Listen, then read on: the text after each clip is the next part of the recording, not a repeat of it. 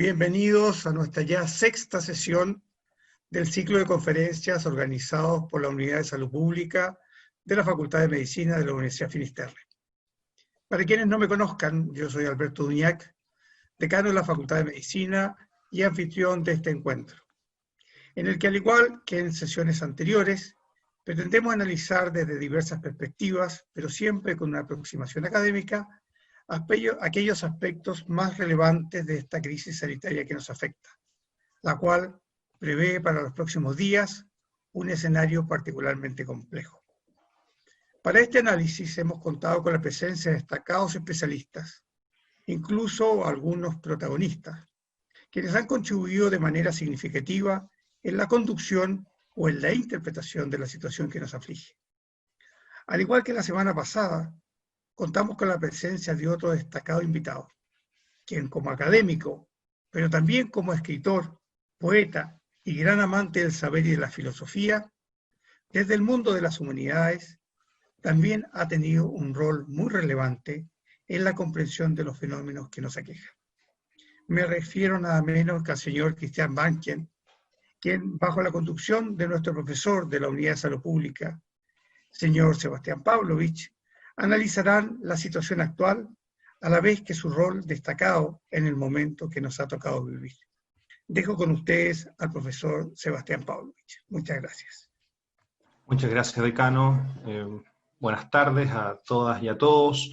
Bienvenidos a esta sexta jornada de conversaciones. Hoy día tenemos a Christian Banken como invitado, profesor de literatura, poeta, escritor, comunicador, entrevistador, conductor de televisión, columnista del diario Mercurio, director de la editorial de la Universidad de Valparaíso, si mal no recuerdo, y conductor de programas de televisión, de entrevistas en persona y desde el jardín, creador y conductor de programas de radio, editor y director de periódicos como el famoso Noreste.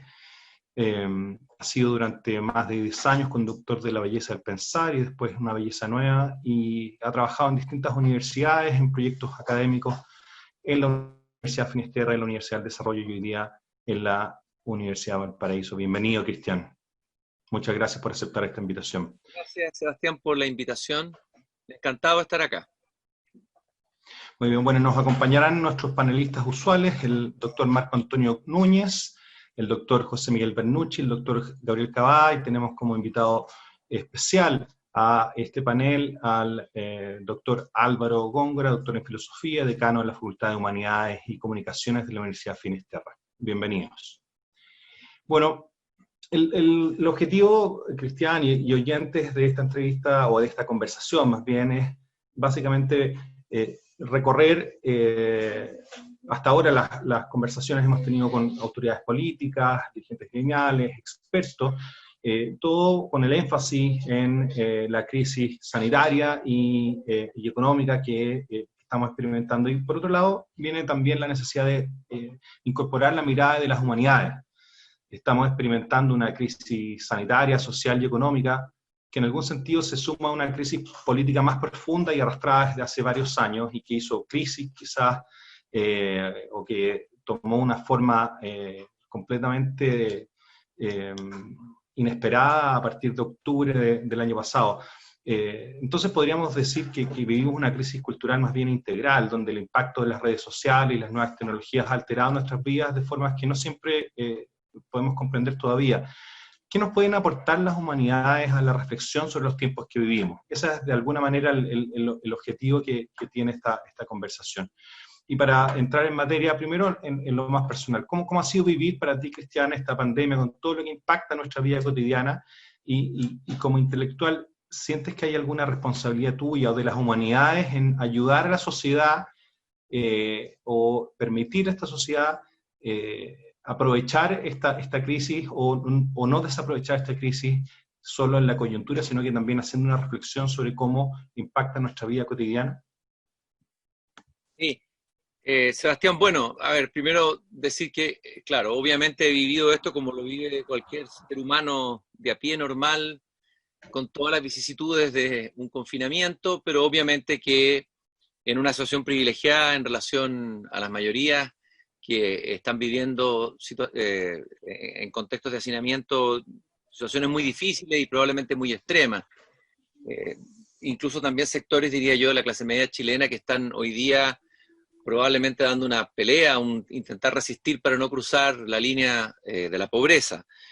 Me ha tocado también en términos personales ver cómo algunas personas de mi familia, empresarios, mi señora que tiene un café en el centro, mi hijo que también tiene dos, prácticamente uno quebrado y el otro al borde de la quiebra, y a través de ello he conocido el drama de las pymes, de los pequeños empresarios. Por lo tanto, quiero decir que tengo claro que es un contexto doloroso, un contexto muy difícil, yo creo que ha impactado de manera, en algunos casos brutal, la vida personal y privada de las personas, quizás como ninguna otra crisis antes. Ahora, claro, se habla de la posibilidad o de lo que ofrece este tiempo como de esta especie de frenazo en que estamos como congelados en un presente que no tiene un futuro, porque nadie se arriesga ahora ya, ni siquiera los ministros de la cartera, digamos, predecir qué es lo que va a pasar en los días siguientes, ¿no?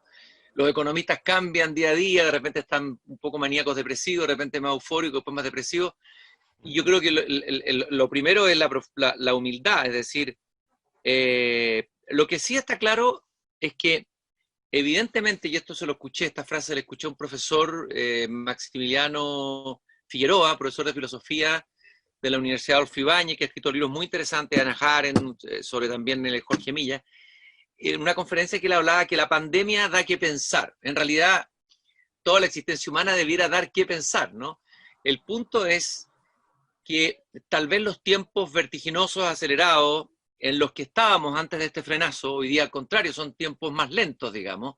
Uno ve cuando sale a comprar, no sé, el pan y regresa a una ciudad casi fantasmal y eso es bien impresionante. Pero los tiempos veníamos eran tiempos de aceleración y tiempos tal vez poco propicios para el pensar, porque el pensar necesita, bueno, necesita tiempo, necesita lentitud, y tal vez una de las características de nuestro tiempo, al contrario, es la velocidad. Y yo una vez conversando hace muchos años atrás con un profesor de urbanismo francés, que se llama Paul Virilio, a quien entrevisté, él decía que la historia de la civilización es la historia de las velocidades, o sea que cada tiempo tiene una velocidad propia.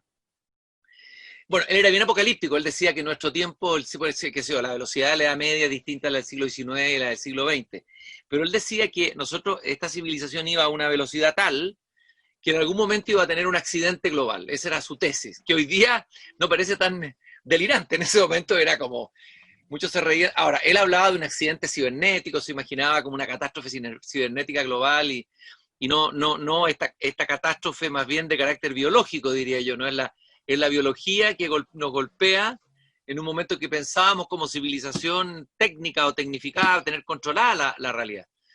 Entonces, en esa velocidad es muy difícil pensar, y tú hablabas de las redes sociales, por ejemplo. A mí me parece que tengo la sensación, yo no participo de las redes sociales, no tuiteo. Tuve una vez un Twitter que lo administré re mal, tiré 2 cosas, y tengo un Facebook de mis talleres, trato de meter contenido, entrevistas, cosas que hago que parezcan interesantes compartir. Pero de repente me llama gente, me llama mi hermana y me dice, Cristian, te están destruyendo en las redes sociales, gente muy acongojada y preocupada por mí, y yo, en total inocencia, digamos, vine a descubrir tarde, digamos, que habían estos linchamientos públicos y ese mundo virtual, ese mundo de las redes sociales, que es como una suerte, yo lo llamaba un circo romano, no permite, por sus características, esa lentitud, esa pausa, ese tiempo que yo creo que requiere el pensar. Y a mí me parece, tengo la sensación, esto es una hipótesis nomás, habría que discutirlo, es que el activismo excesivo, sobreacelerado por la velocidad del flujo de la información que nos permite hacer muchas cosas al mismo tiempo, priva de tiempos de pensamiento, y le priva desde luego a quienes tienen que tomar decisiones de políticas públicas, los políticos, que a veces uno tiene la sensación como ciudadano de decisiones apresuradas, o incluso lo hacen a veces viendo cómo se está votando en Twitter más que cómo se está reflexionando ahí en la Cámara de Representantes. Entonces, creo que tal vez lo único positivo que yo le vería a esta crisis, digamos, junto con el drama humano terrible y tremendo que están viviendo sobre todo nuestros países en Latinoamérica, por el tema de la pobreza, que va a ser tremendo, el impacto que va a tener social, económico, etcétera, es claro, la posibilidad de que se estableciera una pausa, un tiempo de pensar. Pero para pensar, bueno, hay que aprender a pensar, porque yo no creo que la filosofía sea una cosa solamente de los filósofos, algo que requiera dominios técnicos. Yo creo que el pensamiento es algo natural de los seres humanos. Debiera ser natural. El filósofo chileno Jorge Milla hablaba de que de alguna manera nosotros teníamos que superar la existencia sonambúlica, decía él. Es decir, en el día a día, en el ajetreo, en la alienación, en nuestra existencia somos sonámbulos, o zombies diríamos hoy día en un lenguaje más contemporáneo, ¿no? Y lo contrario de ser zombie es estar vigílico, alerta con uno mismo, alerta con su propia existencia en primer lugar. La existencia, tu propia vida te da que pensar, tu vida es proyecto, también es proyección, y amerita una reflexión. Y a veces me da la sensación que estos tiempos son poco propicios, es propicio para otras cosas, pero no sé si para el pensar. Entonces, la pregunta es, ¿cómo abrir tiempo para el pensar humanista, que viene de otro tiempo, en estos tiempos de aceleración? Esa es una pregunta que no tengo, por supuesto, resuelta. En ese sentido, me acordaste esa frase de Humberto Eco, que decía que las redes sociales le han dado voz a una legión de idiotas. ¿Compartes tú una frase tan dura como esa? ¿O le das algún tipo de matiz? Yo de lo que recuerdo la columna de Eco, que escribió varias antes de morir, como observador y testigo de otra generación. O sea, él era un inmigrante digital, como lo soy yo también, y el mayor todavía. Recuerdo que él decía que antes el idiota, aunque la palabra idiota tiene una connotación positiva, si uno la dice en versión dostoyevskiana, o sea, el idiota puede ser alguien simple y puro, noble de corazón, digamos. El tonto del pueblo, ¿ya? Digámoslo con todas sus letras y con toda la brutalidad, el tonto del pueblo cuando habla y dice una tontería en el bar, eso queda en el contexto del bar. Pero hoy día el tonto dice una tontería y esa tontería tiene una amplificación y una multiplicación y se viraliza por todas partes, digamos, se amplifica. Yo no sería a mí no me gusta ser tan severo, no me gusta tratar a las personas de tonta en primer lugar. No me gusta ese mirar Es que en algún sentido esa voz tiene la misma legitimidad que cualquiera otra. En el fondo, las redes sociales también han dado ese espacio de legitimidad que quizás antes estaba reservado para los que se ganaban el espacio de la representación. Y hoy día ya no, en algún sentido, no se necesita esa intermediación para escuchar nuestra voz. Pero eso genera demasiado ruido. En el fondo, tenemos una sociedad donde hay demasiado ruido y donde además muchas de nuestras certezas en el fondo están hoy día en duda. Y ahí es donde efectivamente pareciera que buscamos, o cierta élite busca su refugio en las humanidades, pero donde la mayoría no haya refugio alguno. Sí. Bueno, a ver, digamos, como todas las cosas, obviamente que las redes sociales, el tema, yo no creo que haya que demonizar ni la tecnología, ni tampoco demonizar a las redes sociales, ni demonizar a las personas, digamos. No creo en las caricaturas, creo que la realidad siempre tiene luces y sombras, evidentemente, y la tecnología en sí misma no es que sea buena o mala, depende cómo se la use, evidentemente. Claro que es positivo que se democratice la conversación, ¿no es cierto?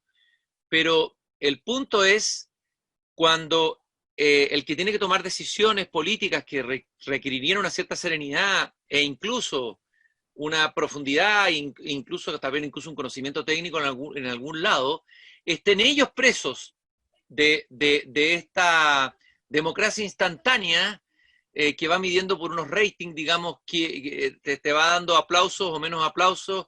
Eso a mí me parece complicado. O sea, y yo creo que más bien diría yo que es la farandulización de la política lo que me parece complicado, que se puede dar con más fuerza en las redes sociales, pero se puede dar también en los matinales. Y yo creo que también lo que sería interesante, creo que probablemente lo es también, como yo no me muevo tanto en las redes sociales, no te puedo dar una opinión sobre esto, pero que las redes sociales se constituirán en un espacio de conversación, un espacio de diálogo y un espacio de intercambio, y también desde la humildad. O sea, a mí me parece que, te voy a dar un ejemplo, no sé, aparece alguien planteando un pensamiento o diciendo algo, y vienen personas que ni siquiera tienen la mínima formación para emitir un juicio, sino que emiten un juicio porque sí linchan a esa persona, sin ni siquiera haber leído lo que dijo ni nada, sino que la linchan simplemente por lincharla.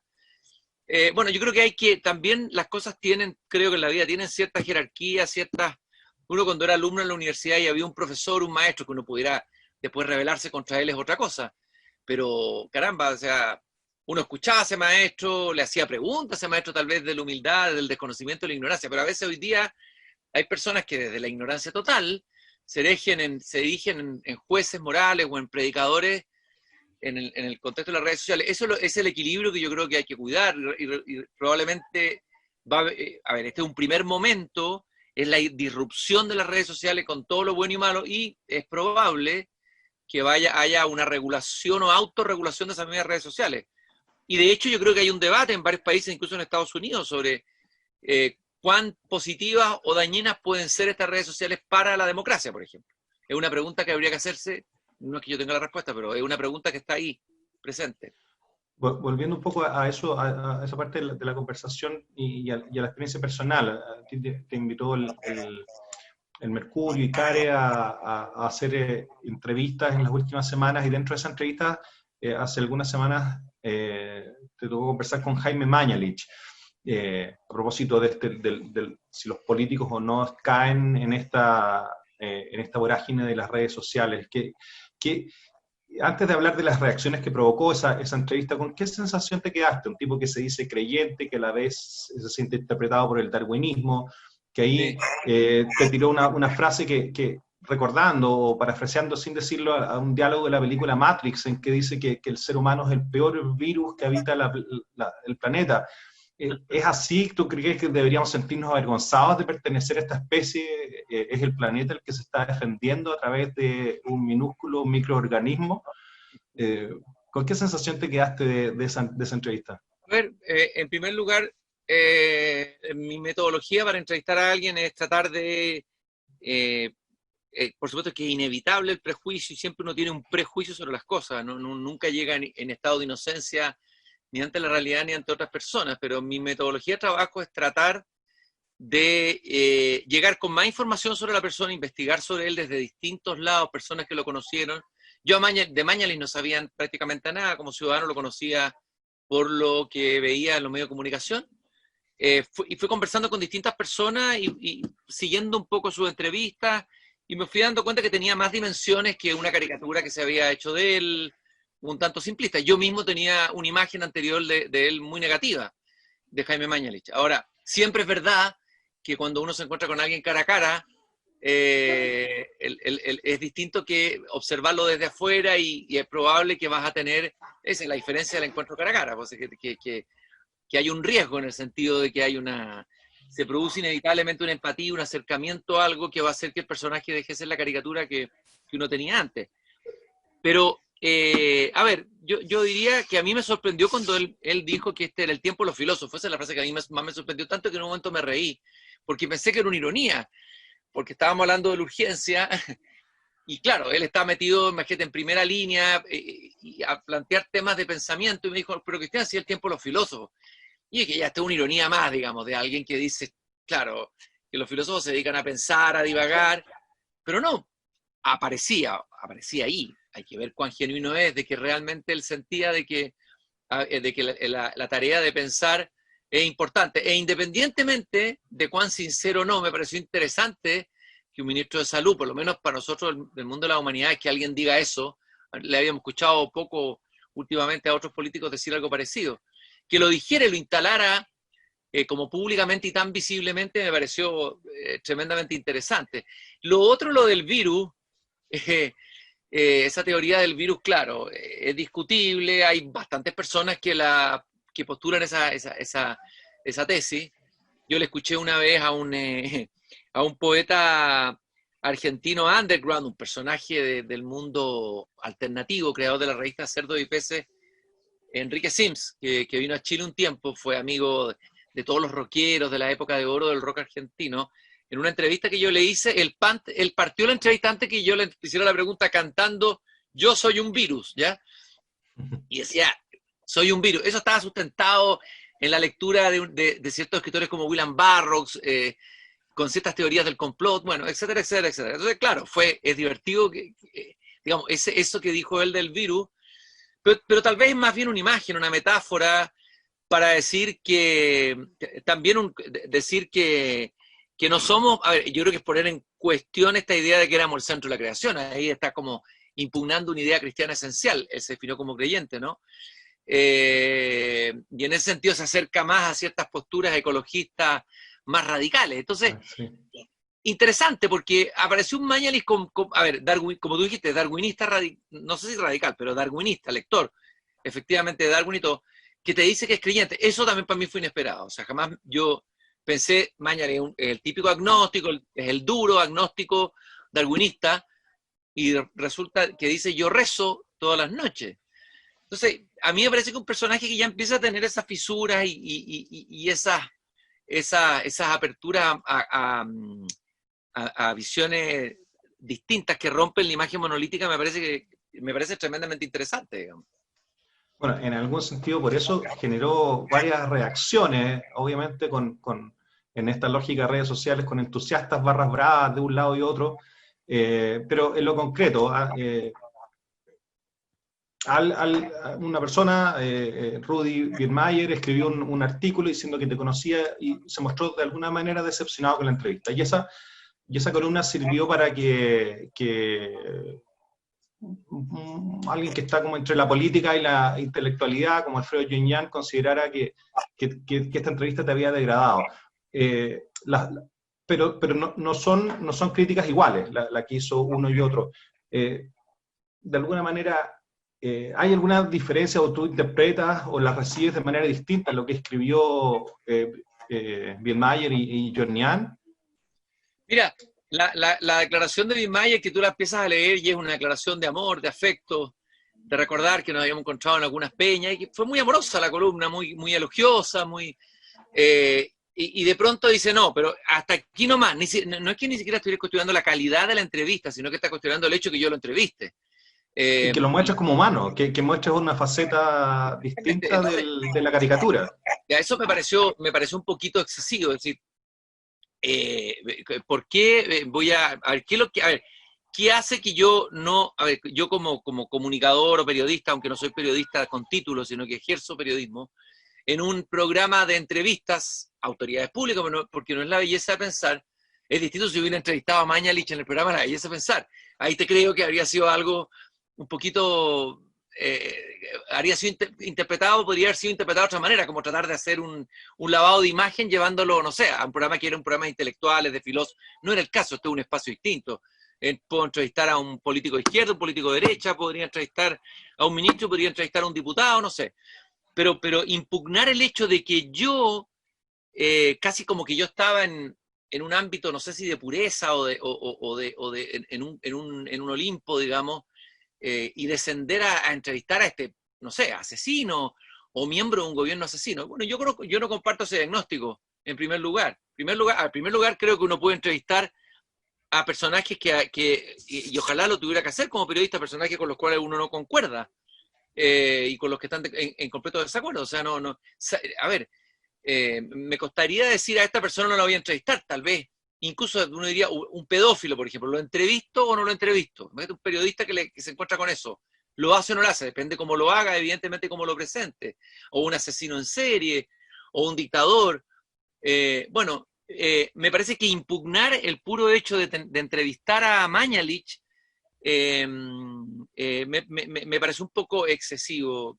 Y además parte de un supuesto, y si tomamos el supuesto como correcto de que este es un gobierno asesino, bueno, yo ahí tengo discrepancias, yo no creo que esto sea una dictadura, yo viví una dictadura y sé lo que es una dictadura. No me gusta este gobierno, no voté por él, no me gusta Piñera, y estoy muy tranquilo porque escribí muchas columnas en un periodo electoral advirtiendo que el gobierno de Piñera iba a tener dificultades, incluso algunas, no quiero decir proféticas, va a sonar muy presuntuoso, pero fue una intuición o un chiripazo, como tú quieras, en que digo que Piñera va a tener una crisis en la mitad de su mandato muy grave y que es muy vulnerable hoy día como presidente, porque reúne todas las características que van a recibir todo el odio y la sospecha de parte de la población, que está cabreada, esto antes del 18 de octubre, con los escándalos económicos y los escándalos políticos. Pero resulta, bueno, la ciudadanía eligió a Sebastián Piñera, yo por lo menos soy demócrata, creo serlo, Creo que si la ciudadanía eligió a Sebastián Piñera, lo eligió y el presidente, nos guste o no nos guste, a mí no me gusta, pero el presidente no es un dictador, ha cometido errores garrafales, hubo violaciones a los derechos humanos, por supuesto que los hubo y son deplorables y lamentables, pero no, aquí no ha habido violaciones sistemáticas a los derechos humanos, esto no es un gobierno asesino ni mucho menos, y no es homologable a la dictadura de Pinochet. Yo ahí veo un delirio en un sector de la izquierda, francamente lo veo como delirio, me cuesta verlo. Quizás yo no lo estoy viendo, estoy ciego y no veo a una dictadura, que terrible, porque significa que no me doy cuenta que estamos en una dictadura feroz y terrible, digamos. Más bien veo un gobierno inoperante, veo un gobierno que comete errores garrafales de repente y toma decisiones discutibles, pero no veo una dictadura, no creo que Sebastián Piñera sea un fascista, ni tampoco que Mañalich sea un fascista, entonces no participo de eso.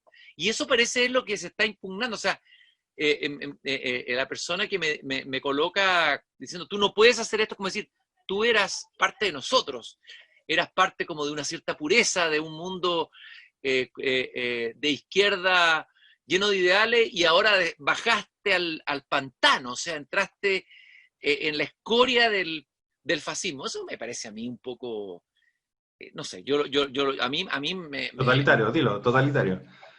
O sea, es que hay que decirlo, yo creo que yo he sentido pulsiones totalitarias desde hace harto tiempo, y quiero decirlo con claridad, no estoy diciendo que esto sea el movimiento social, y al contrario, creo que esas pulsiones totalitarias y esos grupos radicalizados le han hecho un daño enorme al movimiento social, que por lo demás me pareció un movimiento ejemplar en el momento en que aparece, cómo se manifiesta y lo que provocó, digamos, lo que terminó provocando, que es la posibilidad de un cambio constitucional. Pero estos grupos que se colocan desde un púlpito de superioridad moral y además se erigen como jueces y tienen la pinta de inquisidores o de comisarios totalitarios, a mí personalmente no me gustan, creo que le hacen un daño enorme a la izquierda, a una cierta izquierda de la que yo me siento parte, o centro izquierda, yo ya no sé, me siento un poco náufrago, pero por ahí estoy, ese es mi domicilio por una lealtad atávica, pero yo creo que, y eso lo vemos a veces en las universidades, lo vemos en muchos lugares donde lo que termina pasando finalmente es la inhibición, porque es duro que te golpeen de tu propio lado, que te critique a alguien del otro sector, no te va a herir tanto, pero que te peguen y te linchen. Yo lo he visto personas de izquierda que se inhiben, una cosa es lo que te dicen en privado y otra cosa es lo que te dicen en público. Bueno, eso ya es porque estamos en una especie de pretotalitarismo, digamos, y yo creo que es eso lo que hay que, yo personalmente yo ya estoy cansado de quedarme callado. Yo creo que y afortunadamente lo positivo de todo esto fue la carta que salió en mi apoyo, porque ahí firmó gente muy distinta, firmó un diputado del Frente Amplio, firmaron diputados socialistas, gente de izquierda, salió una voz de un sector de izquierda diciendo ya basta, o sea, basta ya de linchamiento, basta de funa, basta de caricatura, demos un paso adelante y concentrémonos en los temas importantes, en la política con un cierto nivel, no sé, de discusión. Hay otras prioridades, sobre todo hoy día en el contexto de la pandemia, me parece que no... Es decir, creo que está fuera de foco. Y lo de Yoñán, yo creo que le pasó a Yoñán lo que nos puede pasar a todos nosotros, por eso que yo no me meto en las redes sociales. Se le fue el dedo, y en un momento en la noche, no sé en qué estaría, a lo mejor, bueno, una vez en la noche está tomándose un traguito, y de repente está más suelto de lengua, y escribe la frase, nos tira esa frase, y dice, Christian Banken se ha degradado. Esa palabra es una palabra igual con una carga moral impresionante, ¿no? Entonces, yo creo que se dio cuenta que se equivocó, no es abrupto y yo no tengo nada contra él, creo que es una persona respetable, Yoñán no es un comisario ni es un personaje, pero creo que se equivocó nomás, pues se equivocó porque termina, termina opinando en ese espacio de debate público que tiene el riesgo de sacarnos la parte más pulsional y la parte menos racional, como son las redes sociales. Después de esa entrevista entrevistaste a Carlos Peña, al decano Peña, y una entrevista muy, muy interesante. Hablaron de la nobleza de la política, también de sus oscuridades, de la necesidad de encontrar sentido y ocupar una expresión en nuestra radical condición de indigencia.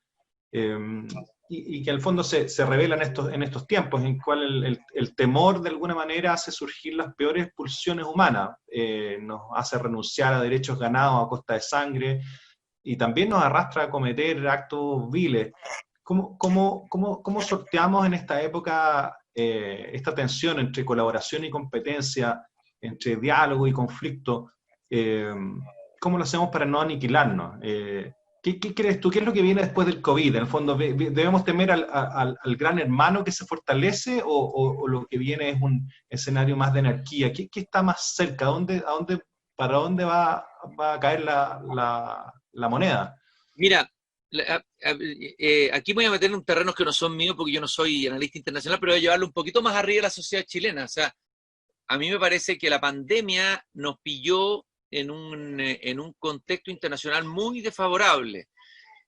No había un orden mundial, más bien hay un desorden mundial, es lo primero que llama la atención, y muchas fuerzas que tienden más bien a ir hacia adentro, a levantar barreras, levantar fronteras, levantar muros, autoaislarse, considerar al otro como un enemigo, es decir, un orden mundial bastante fracturado y bastante vulnerable. Y eso yo lo encuentro tremendamente peligroso. Creo que, como lo dijo un epidemiólogo que le escuché el otro día, no me acuerdo si es sueco o algo así, decía, la única manera de salir de esta pandemia rápido o más rápido es con la cooperación internacional y con un mundo que va en una misma dirección, que comparte datos, comparte información, está en una misma dirección. Y resulta que no tenemos hoy día. Es decir, este mundo global, de que tanto se ha hablado, es una globalización, no sé si incompleta, tensionada por los populistas. Inorgánica de partida, digamos. ¿Ah? Inorgánica Sí. de partida. Claro, efectivamente. Entonces, yo creo que la colaboración, absolutamente, hay un filósofo alemán, Sloterdijk, que acuñó el término de la coinmunidad internacional. Es decir, lo que él decía, durante mucho tiempo en la historia, la energía estuvo puesta en fortalecer los Estados-nación. Esa fue la energía más importante, en fortalecer, crear los Estados-nación. Pero hoy estamos en otro paso, por los desafíos que vienen, cambio climático, qué sé yo, en que hay que fortalecer una verdadera, bueno, desde luego por eso Sloterdijk es muy partidario de la Unión Europea, como un primer paso. Armar lo que me gusta el concepto, sobre todo en el término, en medio de la pandemia viral, ese concepto como que resuena más, coinmunidad internacional. Y efectivamente, si tú tienes países que se están robando los ventiladores mecánicos entre ellos, o no pasándose en información, o desparramando fake news mutuamente, es bien difícil que se avance en una sola dirección, como para enfrentar un desafío de estas proporciones. Y probablemente van a haber, me imagino, otros. Si eso a nivel internacional es así, también a nivel local, me parece que no es el momento de darse gustitos personales ni partidarios, no es el momento de las agendas cortas, de los oportunismos, de los populismos, sino que es el momento del diálogo, el momento de la conversación, el momento de la grandeza. Y bueno, estamos esperando, o sea, estamos esperando que salga humo blanco en este acuerdo entre gobierno y oposición. Sería impresentable que esto se dilatara por mucho tiempo más. Es decir, yo creo que es el momento, si no es el momento ahora de los acuerdos, ¿cuándo va a ser el momento de los acuerdos? O sea, sería bien terrible para un país, digamos, para mí lo haría un país inviable, digamos. Si hoy en esta situación no son capaces de sentarse todos los actores políticos y llegar a un acuerdo, veo bien difícil que podamos salir de esta crisis después del COVID, como tú decías, ¿no? Por la envergadura que va a tener la crisis. Cristian, para volver un poco a lo personal, hace algunos meses Rafael Gumucio escribió una columna que hablaba de la generación de mierda, pero no se refería a las nuevas generaciones, a las cuales con comodidad podemos criticar los que ya superamos o tenemos el alma a media suela, como diría Serrat.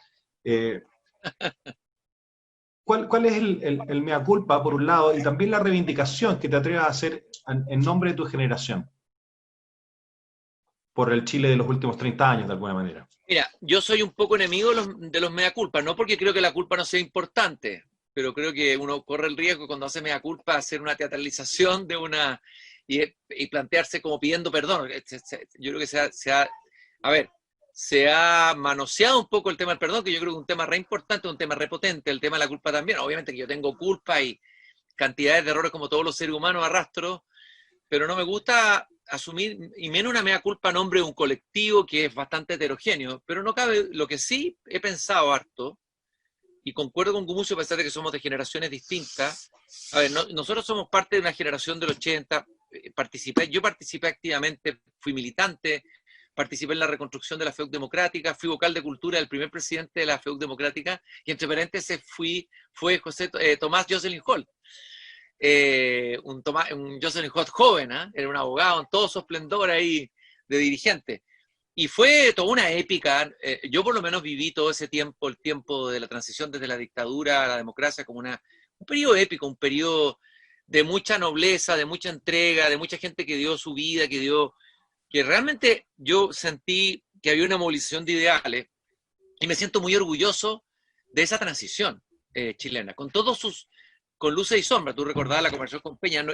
Peña decía esta frase tremenda de Max Weber, de que el político tiene que saber que va a tener que sentarse incluso alguna vez a conversar con el diablo, ¿no? Y que quien diga lo contrario, en el fondo, es un alma infantil que no puede hacer política. Yo no digo que haya que transar y traicionarse, pero evidentemente que a veces por un fin superior, obviamente que hay que hacer concesiones, y obviamente que van a quedar cosas sin resolver y que tendrán que ir resolviéndose en otro momento, pero yo recuerdo eso como una gesta de lo que es mi vida. A mí me tocó, yo tengo recuerdos vívidos de lo que fue el golpe militar. El día del golpe lo tengo muy vívido en mi memoria, y fue algo realmente terrible, brutal, verdaderamente una tragedia colectiva, nacional. Entonces, donde no había esperanza, quiero decir que durante muchos años no había esperanza de salida. No se veía ninguna posibilidad, por lo menos desde aquí, de quienes estábamos en la oposición, jóvenes, de que el dictador fuera a irse de ninguna manera. Entonces, cuando se abre esta posibilidad y cuando aparecen políticos que son capaces de ponerse de acuerdo y encabezar dirigentes con coraje, con claridad, estamos hablando de tipos como un Patricio Elwin, un Ricardo Lago, que le podremos criticar montones de cosas, pero de los políticos chilenos que yo he conocido, creo que hay pocos que le lleguen ni siquiera a los talones, quiero decirlo con todas sus letras, hay que darle tiempo, obviamente. Y bueno, y yo me siento muy orgulloso de esa transición, y lo que sí puede ser es que de alguna manera no se construyó un relato con eso, no sé, digamos, dentro de la izquierda hay yo creía que la mayoría de la izquierda se sentía orgullosa de lo que se había logrado, y hay una parte en el alma de la izquierda que no estaba contenta, o que de repente se dio cuenta que todo esto era un horror, y que era una tradición a los principios. No sé, algo pasó, hay que hacer un psicoanálisis a la izquierda, digamos, ¿no? Y el alma autoflagelante terminó por aplacar a la auto, ¿cómo se dice? A la otra alma, digamos, ¿no? Yo creo que obviamente que el proceso tiene... A ver, nadie complaciente. Yo no creo en los procesos impolutos, no creo que haya sido... No creo en eso, en levantar ciertos momentos al grado de pureza. Obviamente que fue impuro, fue hecho en... Bueno, hay cosas que nos hicieron bien, no cabe duda, hay vacíos de todas maneras, hay insuficiencia de todas maneras, pero con todo, fue una transición ejemplar a la democracia. Y nosotros no se construyó ahí un relato, y no fuimos capaces de transmitir ni siquiera a nuestros propios hijos el orgullo por eso. Entonces, de repente, nosotros que habíamos participado en eso, aparecemos diciendo, no, si los 30 años fueron horrorosos, en la oscuridad, esto fue el neoliberalismo. Pero ¿cómo? A ver, estamos negando una parte de nuestra propia historia. O sea, yo he visto gente de mi edad que yo vi participar en el proceso, que incluso tuvieron cargo en los gobiernos de la Concertación, de repente apareciendo, golpeándose el pecho y lanzando unas prédicas, digamos, demonizadoras de todo de lo que ellos mismos habían construido. Hay una esquizofrenia, hay una cosa que a mí me complica. Yo creo que ahí tenemos un problema fuerte como generación. Y lo otro, yo no participé en la política, yo fui militante, pero después me salí.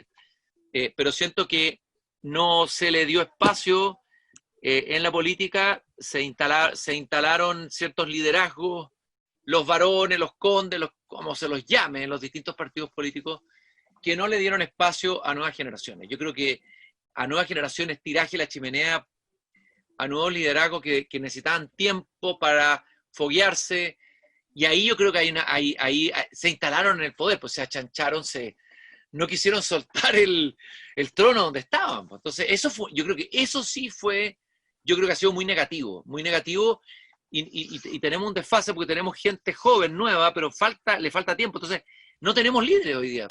Lo que tenemos es muy precario, muy feble, encuentro yo. Y eso yo creo que ahí hay un mea culpa a hacer. Muy bien, muchas gracias. Voy a leer una pregunta que nos llega por las redes. Dice, ¿cuál es el mayor impacto que las humanidades y el pensar podrían ayudar a crisis sociales en tiempos del COVID? ¿Y cómo hacer que esta oportunidad nos dé un paradigma en la conciencia colectiva para hacer comunidad hoy? ¿Cómo hacemos comunidad hoy a partir de esto? Mira, ahí hay un problema de fondo que creo que lo conversamos con Peña, y es que la modernidad, esta modernidad de la que formamos parte, digamos, lo que hace es darle al sujeto, al individuo, una autonomía. Lo que desarrolla es la autonomía del individuo, ¿no es cierto? Y todo reposa en la subjetividad de ese individuo. Eso implica que un individuo que tiene más libertad, que tiene más posibilidades, que se va desarrollando, y claro, eso tiene elementos muy, muy positivos, digamos, pero en ese mismo paso, ese individuo ya no necesita la comunidad. Es decir, él puede, ¿no? Si quiero, puedo, ¿no? Y claro, el problema es si es posible volver a lo anterior o hay que pensar en nuevas formas de comunidad que no son las mismas que existieron antes. Formas de comunidad que yo creo que efectivamente una de las demandas que latía en el ámbito más subjetivo en la gente, lo que yo percibí en octubre es la nostalgia de un nosotros, la nostalgia de una comunidad. El tema es que no van a ser ya las comunidades que ya desaparecieron, digamos. Desaparecieron los barrios, fueron desapareciendo, bueno, las mismas comunidades de base de las iglesias, o sea, todo eso que era un tejido social muy importante en la sociedad chilena, de contención, de apoyo, y ahora nos damos cuenta de lo importantes que eran, pero al mismo tiempo somos individualistas, igual queremos que nos vaya bien, queremos ganar, entonces tenemos contradicciones internas muy grandes. Y yo pienso que las humanidades, digamos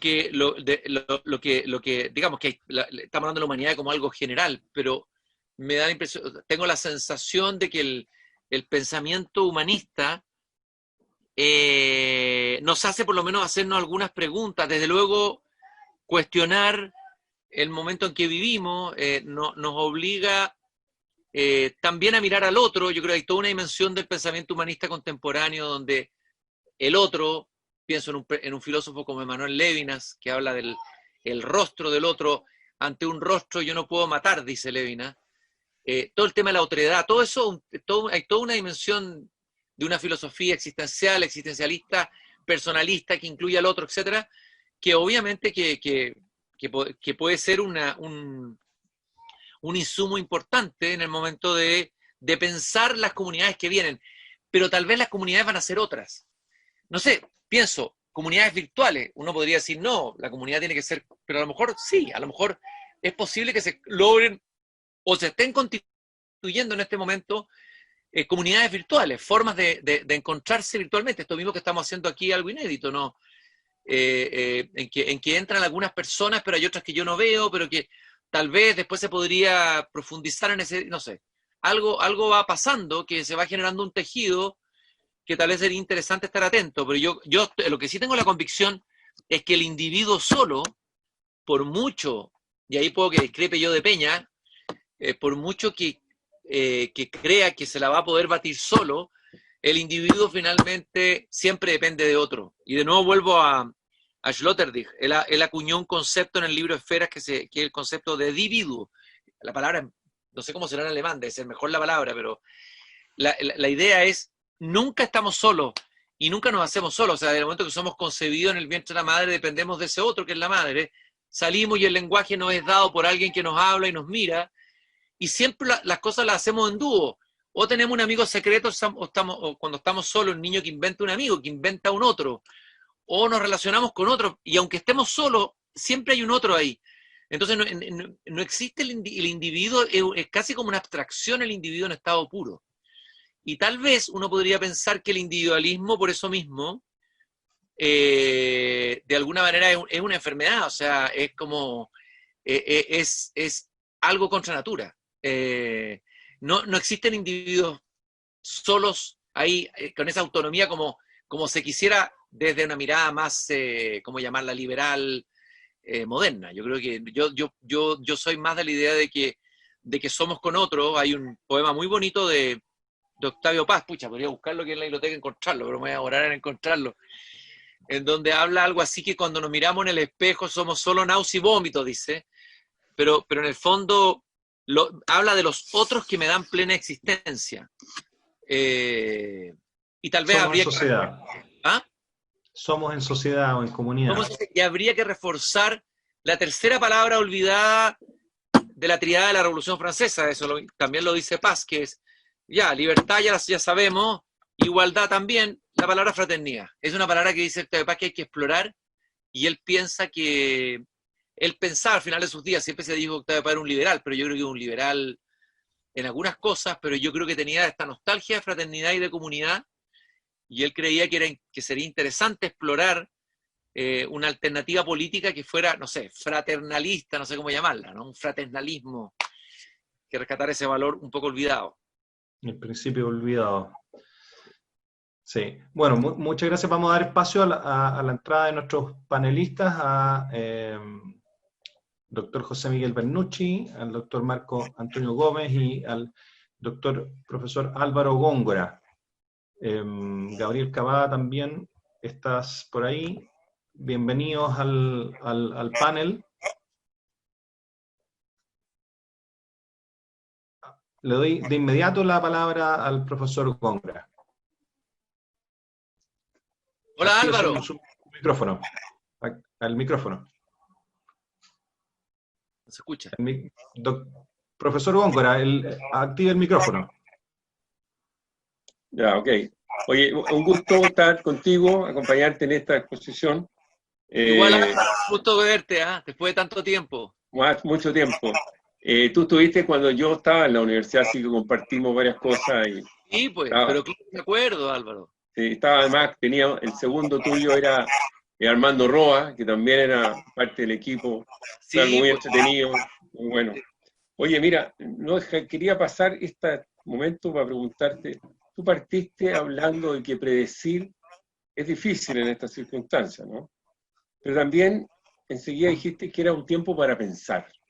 Es una pausa, después del vértigo que hemos tenido, hay una pausa. Entonces tú eres poeta, tienes alma de poeta, ¿no? Y los poetas crean imágenes, ¿no? Tienen el don del lenguaje, lo utilizan de tal manera que lo diversifican mucho, como el pintor con la paleta, ¿no es cierto?, de colores. Son sensibles a ciertas situaciones, ¿no es cierto?, y sobre todo a situaciones conflictivas, dramáticas, ¿no?, también bellas. Pero hoy día vivimos una situación que es dramática, que es incierta, ¿no? Y hay una poesía de la incertidumbre, o ante la incertidumbre, ¿no? Entonces, yo quería preguntarte, desde esa perspectiva tuya, de varias que tienes, pero de esa, que es parte, como decía yo, de tu alma también, ¿cómo ves tú? No te digo que predigas, pero sí, ¿qué puede pasar al humano, al ser humano chileno? ¿Cómo se puede encantar, ¿no es cierto?, con una nueva realidad? ¿Cómo se puede entusiasmar con una nueva vida, que no va a ser la misma vida, va a ser una vida distinta?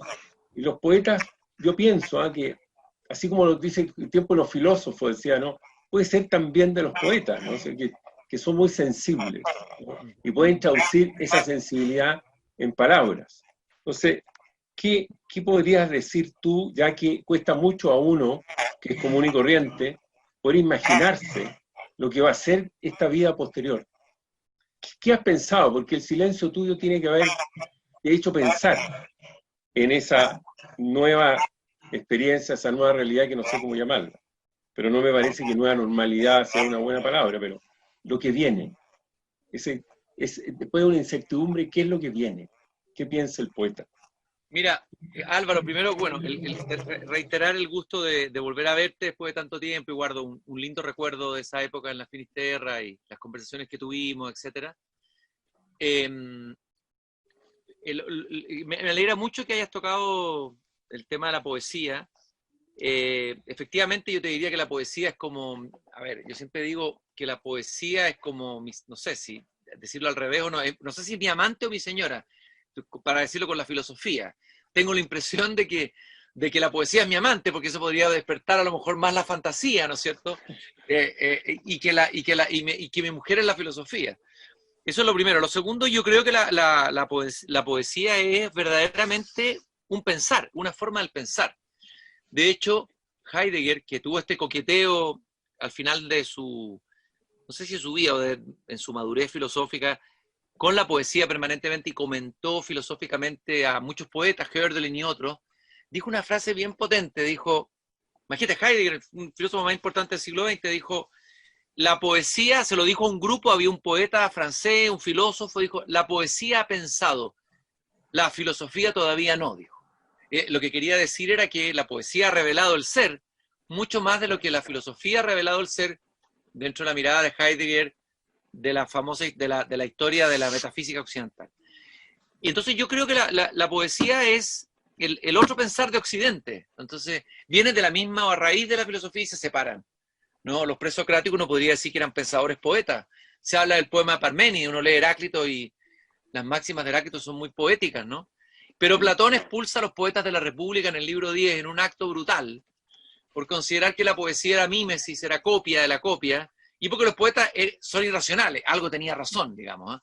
Son llorones, se quedan en las cosas. Y yo creo que efectivamente, para analizar la realidad y para entender situaciones tan radicales como esta, tal vez la razón, que es un instrumento muy importante en el debate público y en el pensamiento, la razón que viene desde el racionalismo cartesiano, tal vez es incompleta, tal vez le falten otras cosas.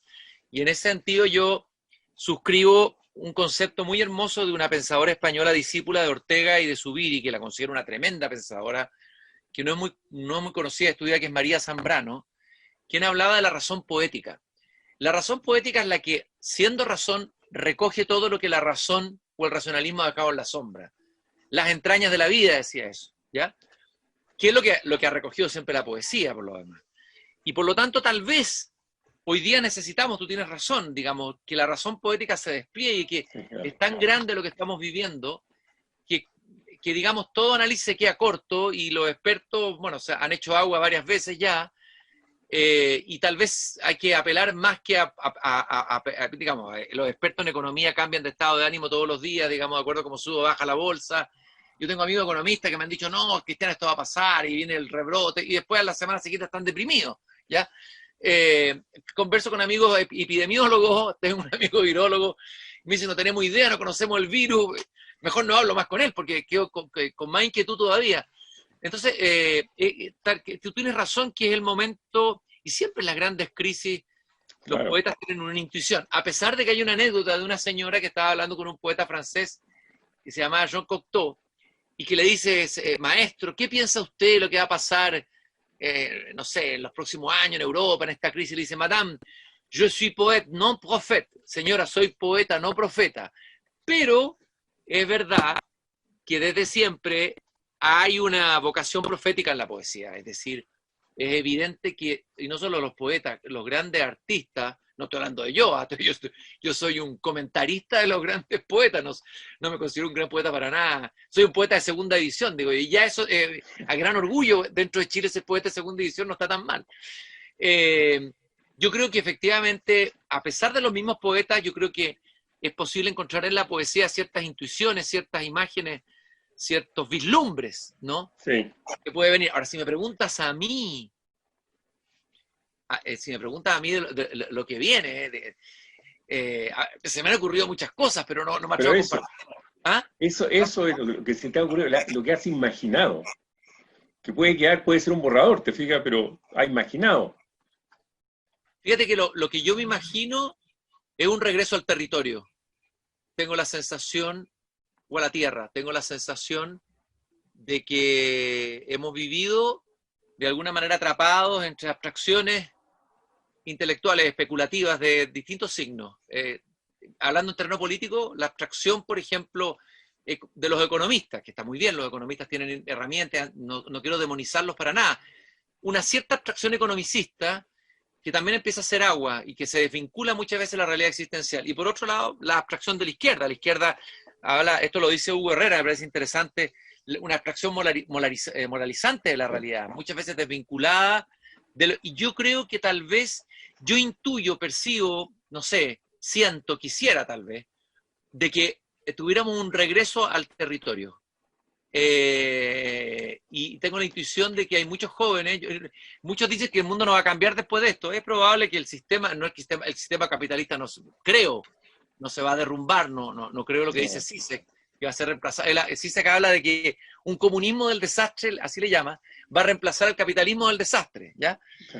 Yo no creo eso, no creo que va un poco lejos Zizek, pero sí creo que mucha gente va a cambiar. Creo que mucha gente joven va a tomar decisiones. Creo que hay un grupo de gente importante que, habiendo vivido esto tan extremo, va a tomar decisiones, los que puedan, porque hay probablemente muchos sectores de la población que van a tener que esmerarse por sobrevivir en esta primera etapa. Y esa gente que va a tomar decisiones, no me cabe duda que van a ir, no sé, van a alejarse muchos de las grandes ciudades, ya está pasando, parece, en Francia. Me imagino como un regreso a la tierra, una búsqueda de una raigambre mayor a lugares más pequeños. Yo creo que va a haber y eso no sé, no digo que sea bueno o malo, digo que me intuyo que podría ser eso. Y esta juventud universitaria que tú la ves, la conoces, ¿tú tienes esperanza en esa juventud que no lee mucho y que no lee al humanismo tampoco? Y si lee, muchos entienden a medias. O sea, los jóvenes universitarios hoy día tienen esa dificultad, ¿no es cierto? Yo creo. ¿Tiene esperanza en esa juventud? Tengo esperanza. A ver, creo con el filósofo Jorge Millas que hay que alentar la esperanza, siempre, a pesar de todo. Y creo que esta juventud que tú hablas, la llamada pandemia, se lo están llamando, está viviendo su primera experiencia de dolor. Yo creo que, efectivamente, yo creo que quienes están sufriendo, aparte de los niños y los ancianos, obviamente, todos estamos sufriendo algo en nuestras vidas, unos más, otros menos, pero yo creo que los jóvenes particularmente, yo tengo un hijo que acaba de entrar a primer año de universidad, y yo percibo un dolor muy grande, de no poder tener vida normal, de no poder encontrarse con los compañeros, de tener todo el día que estar pegado a la pantalla. Alguien que antes estaba pegado a la pantalla y que ahora siente que eso no puede reemplazar y que hace un carrete es triste, me da como pena, no sabe qué hacer.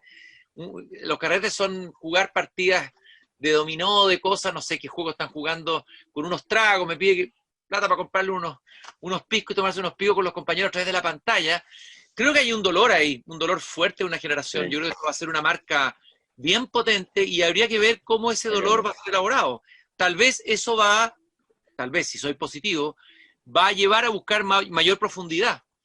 La experiencia de un duelo, de una pérdida tan grande, debiera llevar a mayor profundidad. Yo esperaría eso. Yo también siento que, a pesar de que yo soy crítico también, comparto contigo que hay, digamos, de repente uno siente, se descorazona con algunos cursos o grupos de alumnos que parecieran no interesarse por nada, que no quieren leer, que cada vez que uno les da un texto hacen poco menos que un motín. Un texto corto, digo, no estoy diciendo que les hagan leer las obras completas de Dostoyevski, ya dejé de hacérselas leer, digamos. Pero veo también, he visto mucha orfandad, yo creo que hay una orfandad de referencias muy potente en la gente joven. Lo que puede ser bueno y malo, porque pueden ir en busca de gurúes o de personas que les revelen algo, y eso también puede ser no tan positivo. No, yo creo que esta generación, depende cuánto dure esto, Si esto descubren la vacuna en un mes más, probablemente, pero si esto sigue, se prolonga 1 año, se prolonga 2 años, tenemos otra oleada y empezamos a vivir esta vida donde la proximidad va a ser casi imposible, la cercanía, el encuentro, etcétera, los conciertos, los partidos de fútbol, las fiestas. Chuta, yo creo que eso va a provocar una herida grande. Yo creo que es una cosa potente, porque yo estaba pensando, tú eres historiador, en la época de la guerra, Claro que era duro para la generación de la guerra, durísimo. Claro. Pero dentro de todo había, incluso las ciudades que estaban en guerra vivían una cierta normalidad, ¿no? O sea, Claro. pero hoy día esta cosa que no hay una guerra, no hay un enemigo, estamos todos congelados, se le congeló la juventud a esta generación. ¿Cuánto se va a congelar? ¿3 meses, 4 meses? ¿Cuánto es resistible eso? ¿1 año, 1 año y medio, 2 años? Chuta, yo creo que dependiendo del tiempo, cuán grande va a ser el impacto de esta crisis. Cristian, nos llega, vinculando a esa pregunta, tú habías recordado a Heidegger, nos llega una pregunta. ¿Podemos relacionar este momento o su posteridad con el claro que nos propone Heidegger, un claro para la humanidad? El claro en el bosque, el claro del bosque, claro, el claro del bosque. Bueno, el claro de Heidegger es de alguna manera cuando aparece el ser ahí, digamos, el famoso Dasein, ¿no? Eso es lo que, por lo menos así lo entiendo, cuando se vislumbra ese Dasein, uno lo vislumbra, ¿no?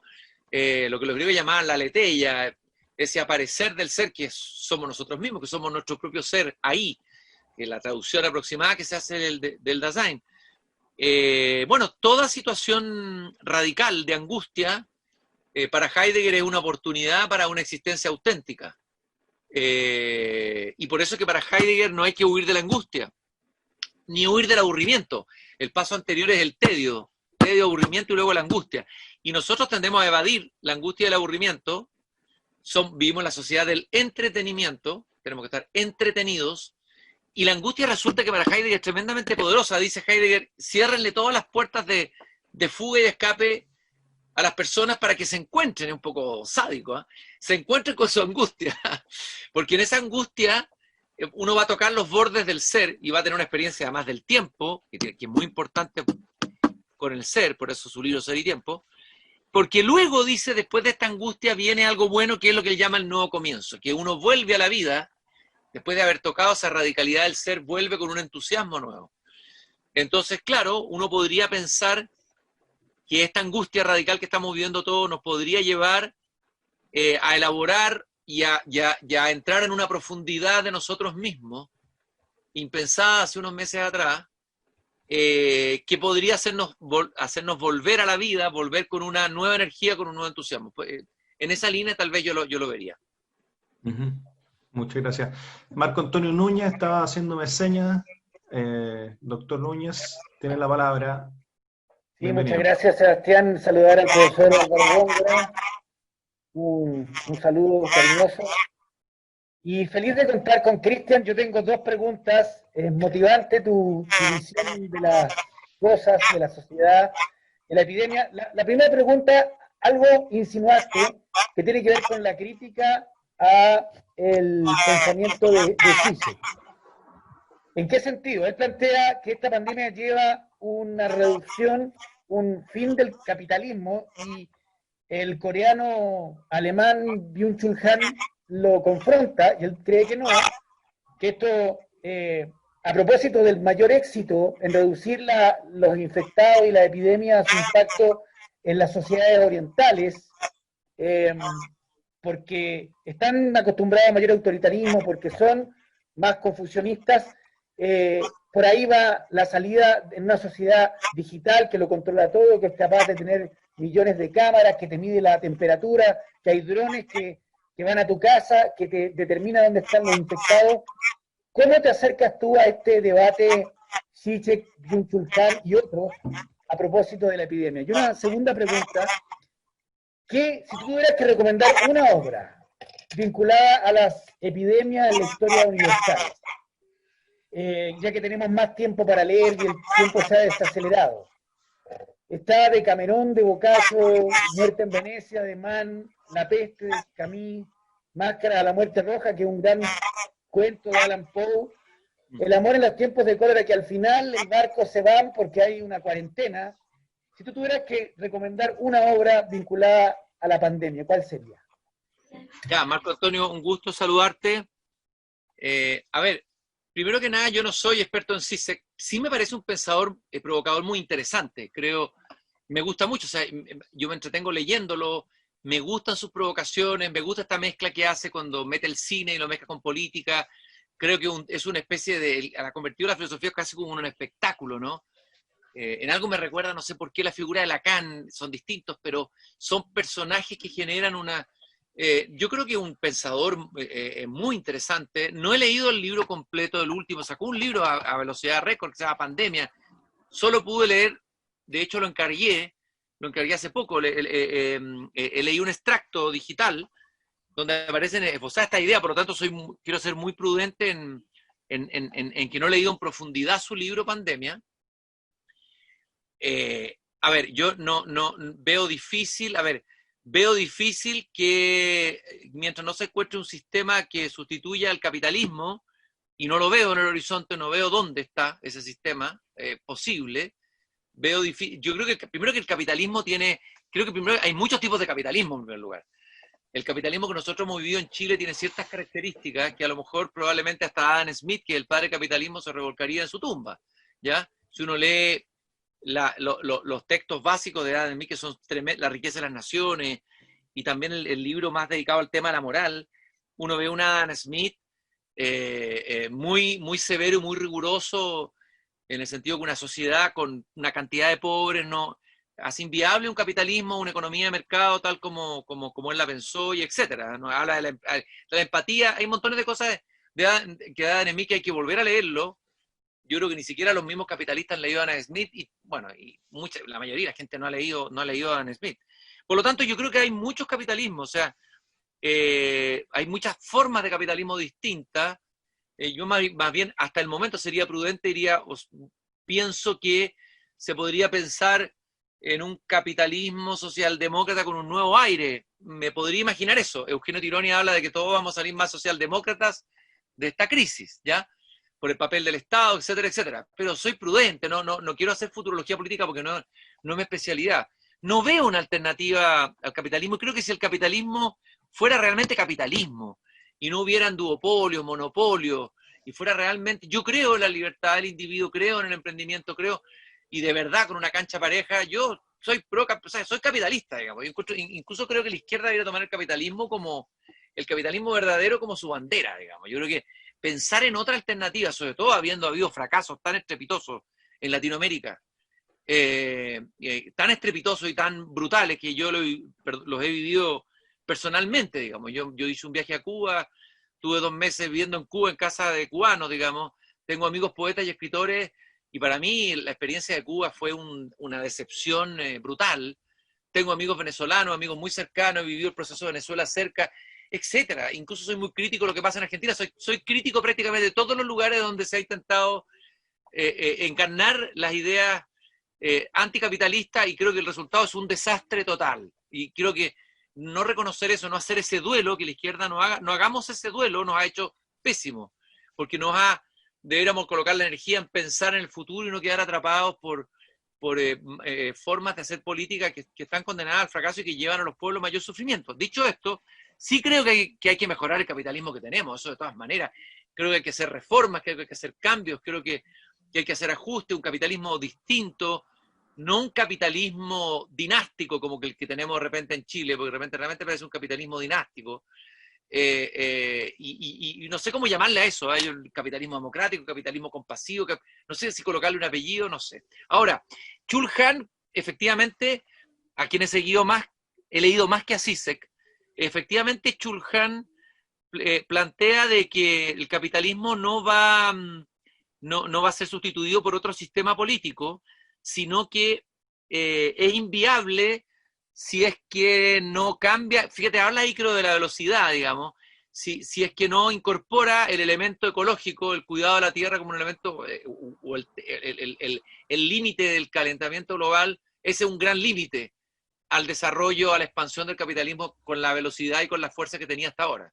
Eso es lo que plantea Chul Han, que es muy preocupado por el tema de la ecología, y es muy crítico de la sociedad del rendimiento, pero él cree que en el fondo habría que transitar de un tipo de capitalismo a otro. Me imagino que el capitalismo que él describe como la sociedad del cansancio y la sociedad del rendimiento, pasar a otro, pero no lo ha formulado tan bien todavía. Ahora, sobre los libros, que, pucha, este es un tema fascinante. Todos los libros que nombraste me parecen muy buenísimos. Quiero detenerme en el de Camerón de Boccaccio, que es un libro que uno ha leído menos, pero que vale la pena volver a leer.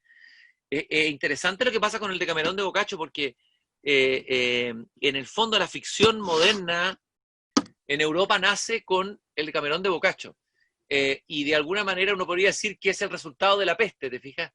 La ficción moderna tendría su raíz o comenzarían a nacer a partir de la peste, de esa peste negra terrible que asoló, entre otras cosas, el norte de Italia, como asoló también el norte de Italia. La peste de Camus, de todas maneras, es un libro que discrepo de Vargas Llosa, que lo critica como novela. Siempre, a mí Vargas Llosa me gusta como lector, coincido en su juicio literario, no en todos los otros juicios, pero aquí creo que se cayó, fue muy severo en una columna, como que despachó La peste como si fuera un libro prescindible. Creo que, personalmente como lector creo que está equivocado, pero es una opinión de lector y lectora y bueno. Pero hay un libro que es menos conocido tal vez, que a mí me marcó mucho, digamos, me impactó mucho y que me parece una maravilla de libro, de un escritor menos conocido, un escritor francés del sur de Francia, que se llama Jean Giono. Jean Giono tiene un libro que se llama El húsar sobre el tejado, y que es una novela sobre la peste en Italia, una de estas pestes antiguas, y es un libro, es una novela deliciosa, extraordinaria, con un héroe joven, que recuerdo que es como un joven militar italiano, que entra en una ciudad donde la gente se está muriendo en las calles, bueno, y toda la descripción, tanto del paisaje, del lugar, del drama de la gente y lo que le va pasando a él como joven, es una novela que yo me acuerdo cuando la leí, me impactó muchísimo, me emocionó y me han dado muchas ganas de volver a leerla. El problema es que no la encuentro dentro de mi biblioteca, del desorden de mi biblioteca no lo encuentro, Marco Antonio. Esa es la que se me ocurre, ¿eh? También hay una novela, tú citaste ahí bueno, la de García Márquez es una delicia, esa novela es maravillosa. Es una de las novelas magníficas de García Márquez, efectivamente, El amor en los tiempos del cólera. También hay una novela de Marguerite Yourcenar, cuyo nombre ahora no recuerdo, también tiene que ver con la peste. Bueno, en fin, ahora la memoria me falla un poco, pero por ahí sería mi respuesta, Marco Antonio. Muchas gracias. Cristiano, ahora Gabriel Cabá, que está haciendo señas hace un ratito. Así que, Gabriel, bienvenido. Muchas gracias. Un gusto, Cristian, conocerte. Yo creo que, bueno, tenemos un origen común. Yo fui presidente de mi centro de alumnos en la primera federación de Jocelyn Hall en la Católica. Probablemente en esa época nos habríamos visto alguna vez y hoy día nos cuesta reconocernos. O tú a mí al menos. ¿Tú estudiaste qué? ¿Qué estudiaste tú?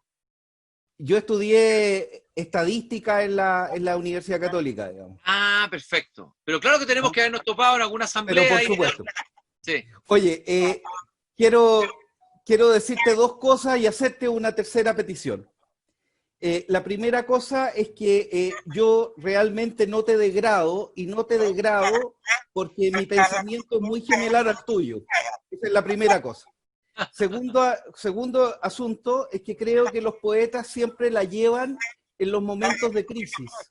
Y me dio mucha nostalgia cuando nosotros hablábamos, o tú te referías a la última etapa de la dictadura, etcétera, etcétera, con todo este idealismo que logramos construir en la segunda mitad de la década del 80, y no puedo dejar de citar a un pequeño versito de Nicanor Parra, que dice: retirémonos, excelencia, hasta las putas saben hacerlo a tiempo.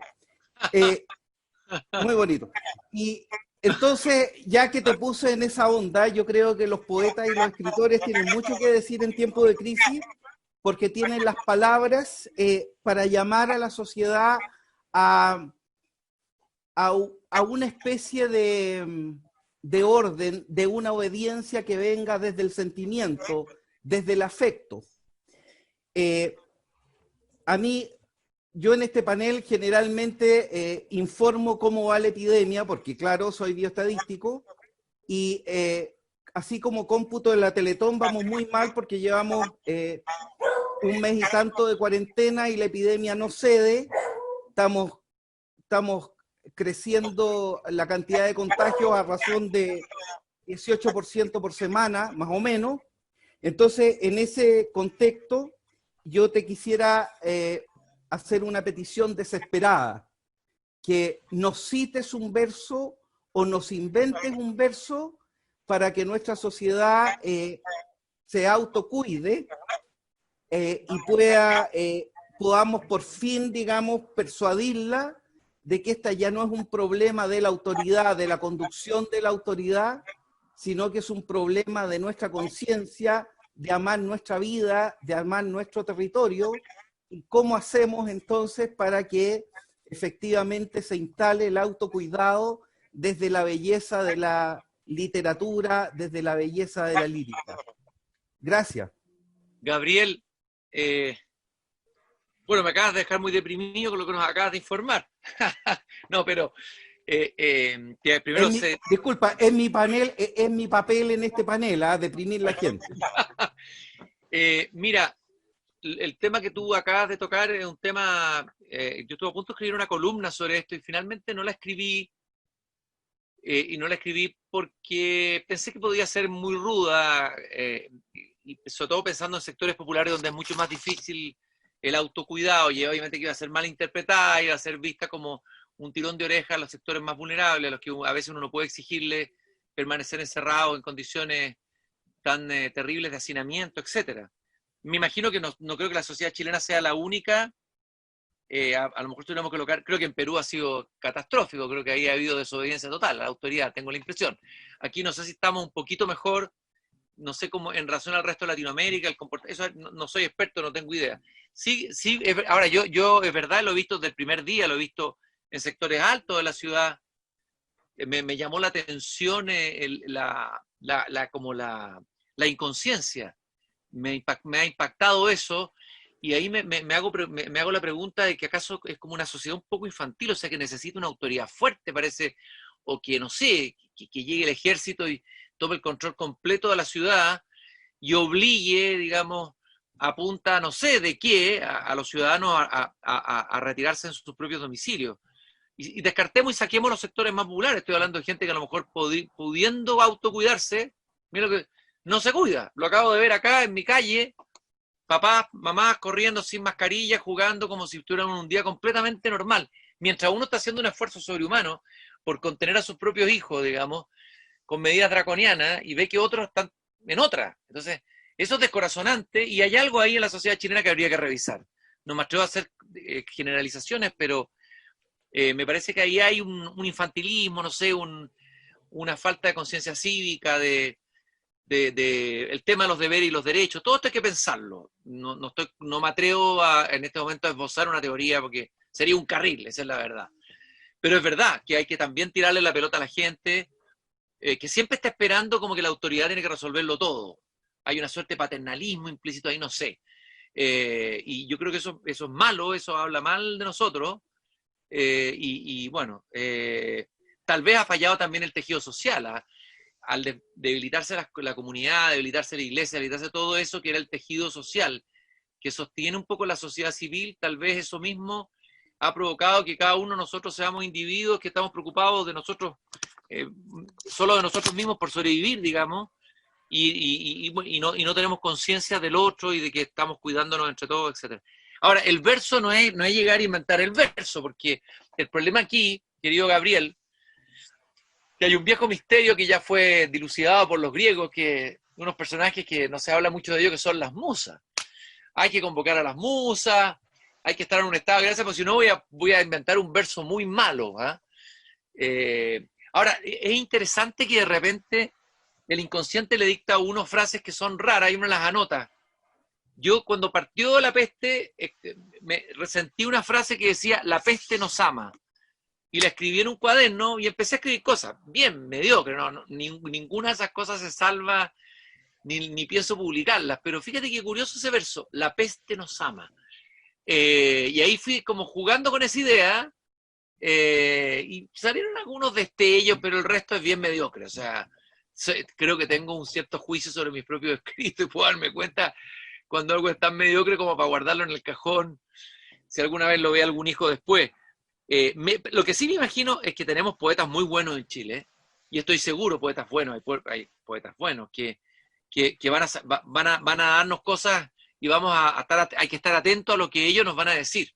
Pienso en una poeta como la Rosabetti Muñoz de Chiloé, pienso en los poetas mapuche, en Lionel Lienlaf, que es un poeta extraordinario, maravilloso. Pienso en el Icura Chihuailaf, pienso en Zurita, que ese sí que tiene un componente profético. Zurita yo creo que hay que estar atento a ver qué es lo que dice. Pienso en Maqueira, pienso en Eric Polhammer, creo que tenemos buenos poetas. Así que me siento aliviado en el sentido que no tomo esta pelota que me tira solo yo, sino que se la voy a tirar a todos estos amigos poetas que nombré para que alguno meta el gol. Pero le voy a tirar tu pase. Gabriel. Muy bien, muchas gracias, Cristian. Muchas gracias, muy gentil.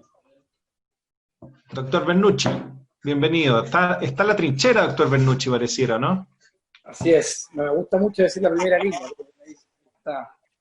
Ahí estoy. Bueno, primero que todo, agradecer la invitación.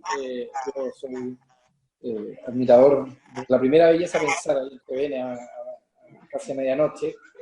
Y nada, un orgullo. Pensaba, digamos, cuando la presentación, estos webinars hasta ahora habían sido bastante más técnicos y en los cuales uno se comodidad. Entonces estaba pensando qué preguntar, cuál podría ser una pregunta interesante de aporte. Y en realidad al principio que no se me ocurrió nada, ahora tengo varias preguntas. Y en realidad lo primero es ver más que en el ámbito universitario. La medicina en general, si uno pregunta a los grandes profesores, doctores, o quizás cuando está en una reunión, organizando un curso, te dicen la medicina es la ciencia y el arte, y te habla sobre el humanismo y la medicina. Sin embargo, cuando vamos a la práctica, finalmente lo que evaluamos de nuestros alumnos es la técnica, o cuánto aprendieron de memoria del libro, pero finalmente el humanismo dentro de la medicina se ha ido achicando, a pesar de que todo el mundo dice que es muy importante. Entonces, ¿cuándo nosotros debemos, según tu opinión, un término como imponer el humanismo? ¿Deberíamos imponerlo a todos nuestros niños, obligarlos como casi se les obliga a imponer este capitalismo feroz, esta competencia? ¿Deberíamos nosotros hacer un trabajo activo por imponer el humanismo? Cuando ya lleguen, por ejemplo, a nuestra medicina, ¿importe verdaderamente esa importancia? Esa es la primera pregunta. Y la segunda pregunta es, a nadie le tiene dudas de ciertos círculos, ¿no es cierto?, la importancia del humanismo, de las artes sociales, en la vida común de las personas. Sin embargo, cuando uno va a leer, y hay algunas declaraciones, por ejemplo, de Juan Sutil, diciendo que tenemos demasiada filosofía y poca matemática, o cuando vemos, por ejemplo, a autoridades del Ministerio de Educación tratando de sacar historias, ¿no es cierto?, sociales, por poner... ¿Qué es lo que pasa? ¿Qué es lo que pasa con nuestras listas?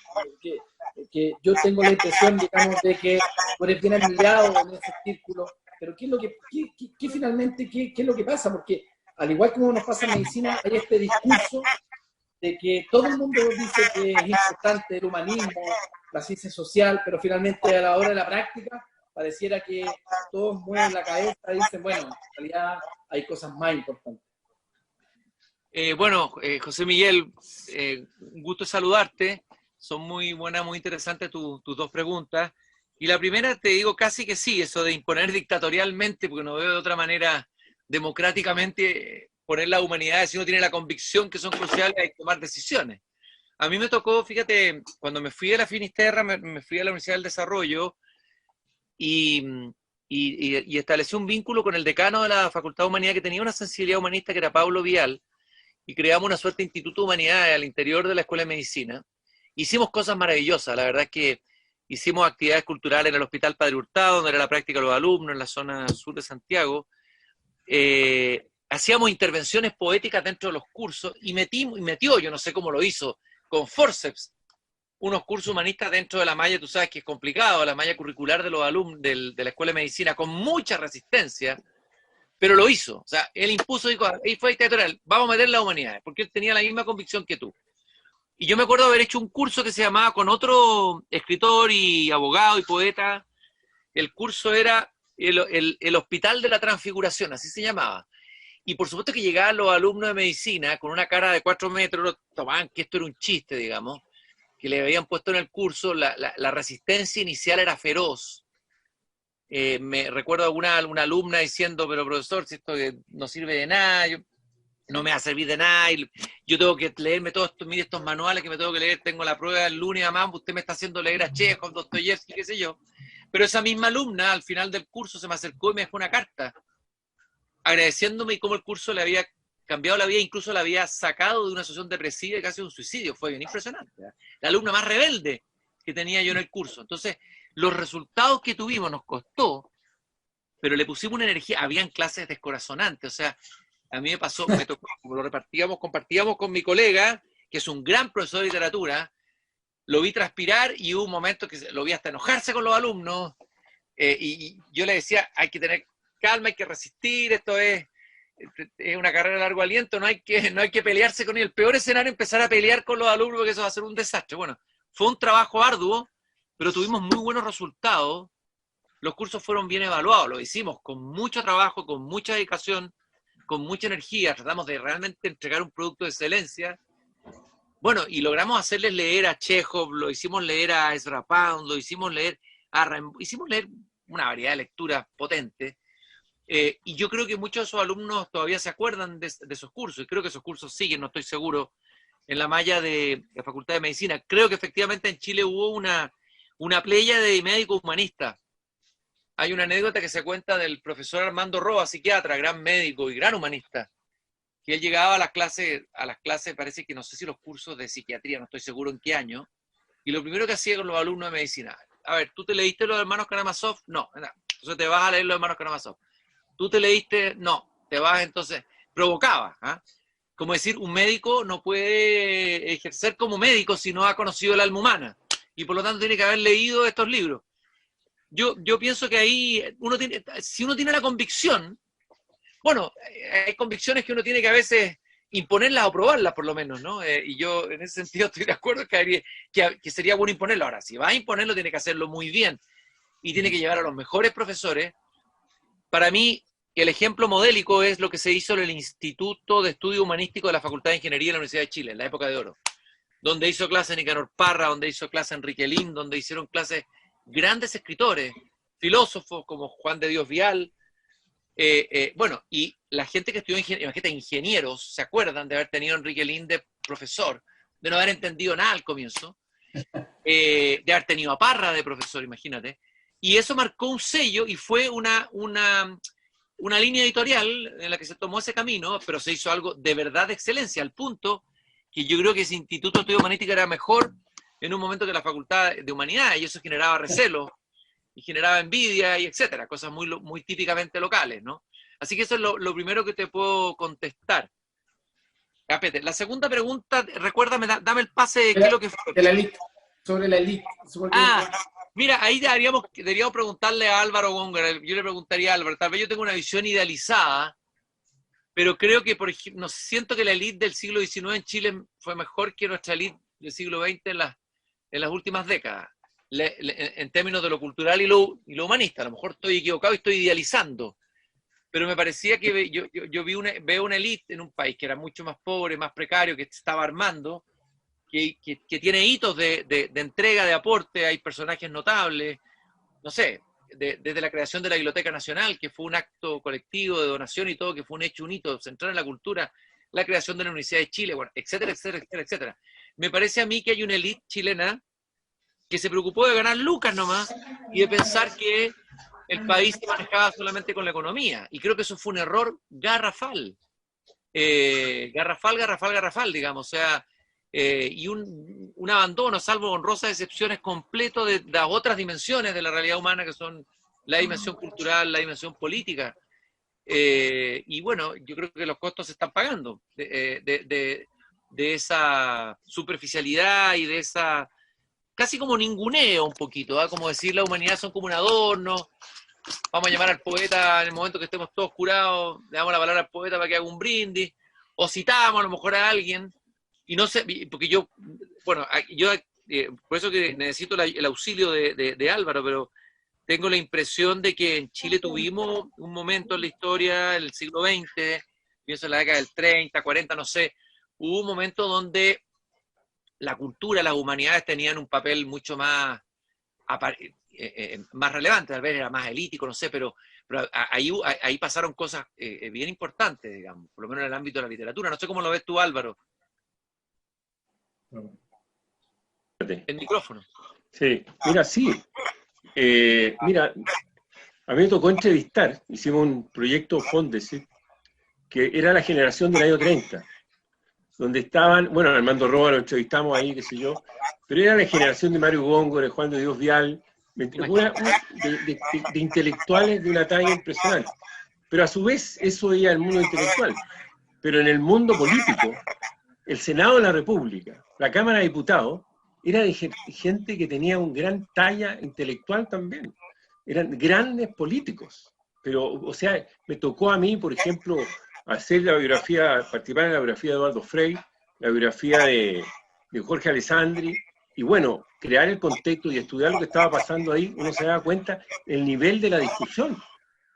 O sea, era de gran talla, los personajes que habían ahí, que no quiero nombrar porque me voy a alargar, pero eran de grandes políticos. Eso se acabó. ¿Y cuándo se acabó? Se acabó en los 50, 60. Esa fue cambiando después, posteriormente, ya vino el gobierno de Milay, y después el golpe, y bueno, ahí cambió definitivamente. Una élite política y una élite intelectual, una élite que intelectual todavía siguió, pero políticamente el país perdió mucho. Yo recuerdo una frase que nos dijo en una entrevista que le hicimos a Radomiro Tomic, que él pertenecía a esa generación que había conocido a los Roa, al Vial Larraín, a los Roa, qué sé yo, había conocido eso y decía, el día que llegó la caja maldita. ¿Y cuál es la caja maldita? La televisión.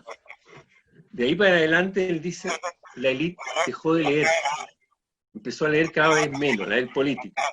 Entonces hoy día uno se encuentra eso, o sea, si uno revisara las actas de la Cámara, del Senado, de la Cámara de Diputados, lo que se discutía y cómo se discutía, ahí uno se da cuenta que era la élite política, y la élite económica, la élite, bueno, los intelectuales siempre estaban en la punta, pero esos dos sectores eran otra cosa. Por ejemplo, el ingeniero de ese tiempo, los que crearon la Corfo, por ejemplo, que el gran proyecto de un lote de ingeniero que se empezó a crear en los tiempos de Carlos Ibáñez del Campo, en el gobierno, en el segundo gobierno de, ¿cómo se llama?, de Arturo Alessandri Palma. Bueno, era una élite de otra talla. Después de los años 60 es otra cosa. Sí, yo estaba pensando que Eduardo Frei, padre, Sí. Eduardo Frei, padre, obviamente, sin querer ningunear a nadie, pero ese libro que escribió Política y Espíritu, ya el título, Sí, ¿no? Política, sí. y con un prólogo de quién, de Gabriela Mistral, con Sí. quien hay una correspondencia impresionante entre ellos dos. Y tengo una anécdota muy buena de Jorge Alessandri, que me la contó una nieta de él. El día de la elección en que estaba compitiendo con Allende, el año 1970, estaban en la casa de Alessandri, que estaba frente a la Plaza de Armas, en un pasaje ahí, no me acuerdo del nombre. Phillips, exactamente. Y resulta que empiezan a llegar los resultados, ellos pensaban que iban a ganar, y empiezan a llegar los resultados, estaban todos esperando a ver los que iban a ser los futuros subsecretarios, ministros, se dan cuenta que ya la batalla está perdida y empiezan a retirarse de la casa. Y habían periodistas que querían una versión pública y no había nadie que diera la cara, digamos, por la derrota, ¿no? Como suele ocurrir. Y dicen, ¿dónde está el Tata? Entonces le dicen a esta nieta, anda a buscar al Tata, búscalo. Y parece que tenía laberinto en la casa, lo empezó a buscar, ¿dónde está el Tata? Y al final lo busca en la biblioteca. Y estaba Alessandri, según lo que cuenta ella. Puede que sea una leyenda, pero ella me dijo, yo lo vi esto. Estaba Alessandri leyendo un libro de historia, ponte tú, no sé, historia griega, no sé. Y dice, pero Tata, dice, tiene que ir a hablar. ¿Y por qué está acá? Le dice. Entonces le dijo, estoy aquí estudiando para entender por qué perdimos. ¿Ah? Y a ella esa frase no se le olvidó nunca. Estoy estudiando para entender por qué perdimos. Con un libro, ¿ya? Claro, uno tal vez idealiza el pasado, ¿eh? Pero también podemos caer en la idealización del pasado. Pero yo creo que tú tienes razón que había había un tonelaje, y si uno piensa en el siglo XIX también hay figuras notables, o sea, pienso, no sé, en un Vicuña Maquena, con todo lo elegante que es, pienso en los Amunátegui, uno va poniendo listas y nombres, tipos que fueron pioneros en varias dimensiones. Ya, no podemos quejarnos, así que todo fue mejor en el pasado y a lo mejor hay que esperar que ahora surgirá algo nuevo. ¿Ah? No sé qué piensas tú, Sebastián. Tiempos duros pueden formar hombres duros, pues, así que es verdad. Yo creo que no hay que perder la esperanza, todo lo contrario, creo que tenemos que esperar, tenemos que esperar con entusiasmo y bueno, parte de eso es este esfuerzo que esta universidad, y yo creo que todas las universidades tienen que hacer, contribuir a construir esa esperanza en torno al diálogo y este esfuerzo en estas conversaciones que hemos hecho desde la Facultad de Medicina apuntan a eso, a reivindicar la palabra y el diálogo, y en ese sentido te agradecemos, Cristian, y agradecemos a todos los panelistas, al profesor Góngora por haber aceptado la invitación de la Facultad de Medicina para sumarse a esta conversación, y desde ya dejamos a todos los oyentes invitados para la próxima sesión. Sebastián, yo te quiero agradecer a ti la confianza y haberme invitado. Fue muy grato estar con usted. Harías seguido conversando incluso con unos whisky hasta ahora el día viernes, pero quizás hasta dónde podríamos llegar. Yo creo que al doctor le hace falta un whisky, ¿no es cierto? A José Miguel, whisky doble. Y a Gabriel también, porque a Gabriel también un whisky, porque como dice el Eclesiastés, el mucho saber da dolor, o sea, saber tanto de las cifras yo creo que debe producir un dolor. Así es, angustia mucho. Pero les quiero regalar, tú me pediste un verso, les quiero regalar un verso que para mí siempre ha sido emblemático y siempre cuando puedo lo uso, digamos, para estos tiempos, sumándome a lo que dice Sebastián, digamos, de que los tiempos duros de ahí puede surgir una esperanza aparentemente imposible. Es un verso del poeta Federico Hölderlin, que es una especie de prerromántico, gran poeta alemán, que a mí me encanta, siempre me ha encantado, me fascina como poeta, que dice en el poema Patmos: cercano está el Dios, pero difícil es captarlo. Pero donde crece el peligro, crece también lo que nos salva. Y rescato sobre todo esos últimos dos versos. Donde crece el peligro, crece también lo que nos salva. Con esos versos quería compartir con ustedes. Excelente. Muchas gracias, Cristian, te pasaste. Un abrazo telemático. Y a todos. Un abrazo, muy gracias. grata conversación, gracias por la generosidad. Gracias. Justo haberme encontrado de nuevo con Álvaro. Escucha que, mira, estas cosas ocurren, son regalos de la pandemia. ¿Viste? Así es. Sí, un agrado. Chao. Bueno, un abrazo. Chao. Muchas gracias. Gracias, Chao. Sebastián. Gracias, Sebastián. Chao, gracias a ustedes.